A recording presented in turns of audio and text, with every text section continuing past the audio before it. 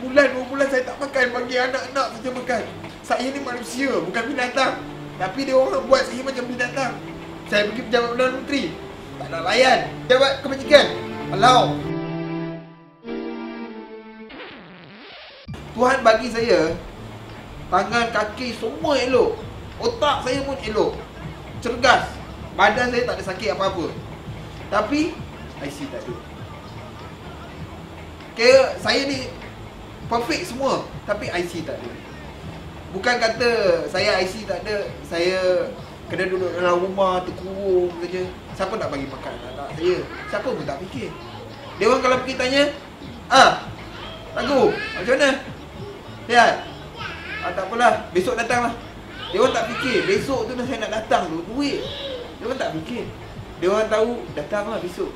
Bila datang esok, kalau tak ada pula, lagi kena tunggu. Tunggu. Saya terpaksa tak boleh hantar anak sekolah.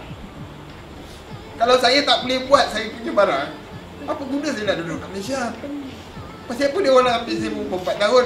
Kalau macam ni, umur 4 tahun dia orang ambil, macam mana baby yang terbuang tu? Semua pun hidup dia orang rana punya. Besok, mana tahu dia orang pun macam saya juga lah, anak kebajikan. Tapi cakap, kalau kebajikan semua profit, mana ada profit? Kalau katakan saya duduk kebajikan, umur 4 tahun, duit raya kita semua dapat. Mana duit raya saya semua? Tanya balik, semua tak akan mengaku. Dia orang cakap masuk akaun. Mana akaun dia? Kalau saya katakan kalau duit raya yang kumpul kat dalam tu pun dah puluh ribu. Mana pergi semua? Semua dah lesap. Bukan kita nak kutuk dia orang ke apa, bukan. Dia orang kena faham kita punya perasaan. Mula-mula pejabat pendaftaran, dia orang bagi saya surat beranak dulu. Bila dia orang dah bagi saya surat beranak, masa tu saya kerja bawah Datuk Sami Belu, bawah dekat MIC building di Jalan Raja Laut, KL. Masa tu saya kerja kat situ. Saya kerja bawah Dr. Danison Jayasuriya. Lepas tu dia orang pun kata lah, okey lah Ragu, you kerja sini sementara. Tapi saya kerja situ.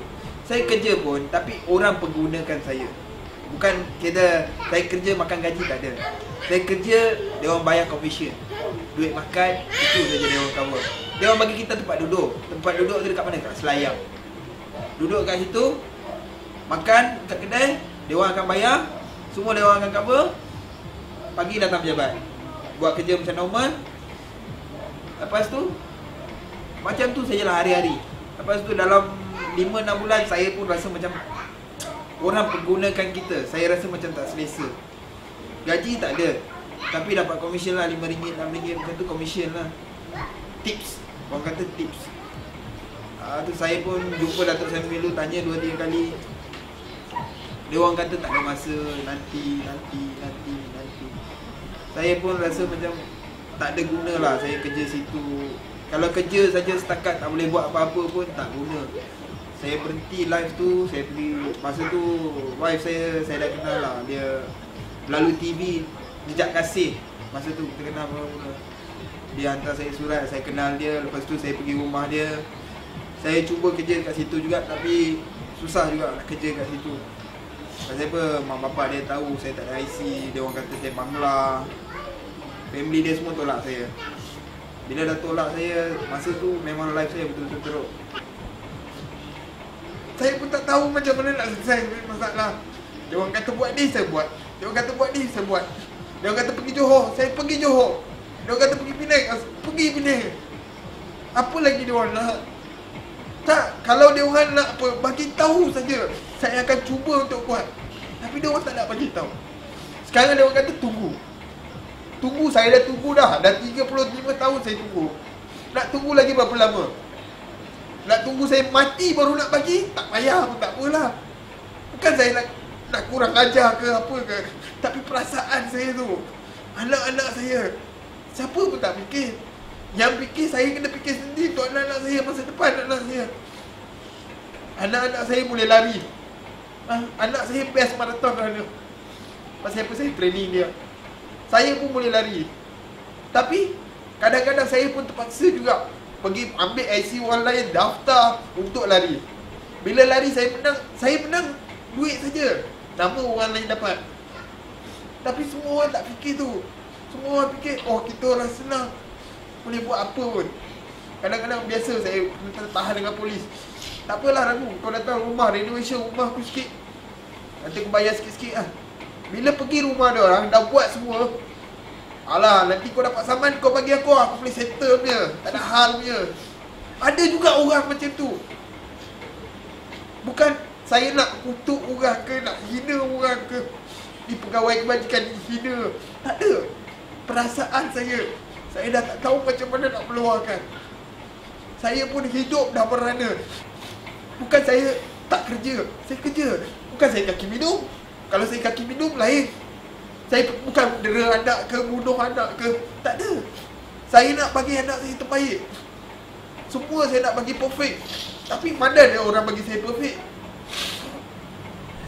Saya cuba saya punya, mana saya boleh buat, saya buat. Tapi dia orang masih buat macam cerita yang sama. Dia orang halau saya, pergi pejabat buat bodoh. Saya ni ada hati juga. Tapi kadang-kadang ada orang juga yang tak ada hati. Boleh halau saya, hina saya. Saya pun dah tak tahu nak pergi mana dah. Kalau sini pun saya tak boleh hidup. Saya punya life saya kena tukar tempat selalu. Rumah ni pun saya tak tahu berapa lama. Kalau hujan 2 jam cukup, dah penuh air. Tapi saya terpaksa.